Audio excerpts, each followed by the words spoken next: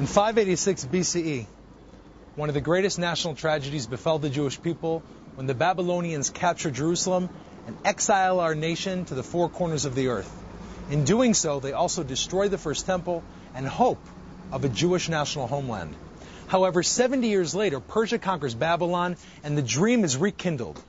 Ezra and Nehemiah, two scribes and leaders, come back to the nation of Israel and rebuild Israel. And the Bible tells us in the book of Nehemiah, chapter 3, line 15, that Shalun ben Kol-Hoseh returns to the pool of Shiloach and rebuilds the wall of the pool. Here, for the first time in thousands of years, the wall from the first temple period, the wall that was rebuilt after the destruction, the bridge between the first and second temple period, appears in front of us. This was the foundation upon which King Herod comes around the year 0, just before the turn of the millennium, and rebuilds this massive project we see around us. He expands it to a scale which matches the scale of the temple that he constructs for the Jewish people.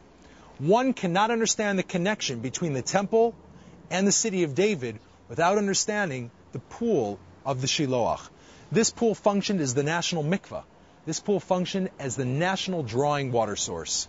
This is why the stairs of this pool are laid out with ramps in between them, places for people to sit and gather.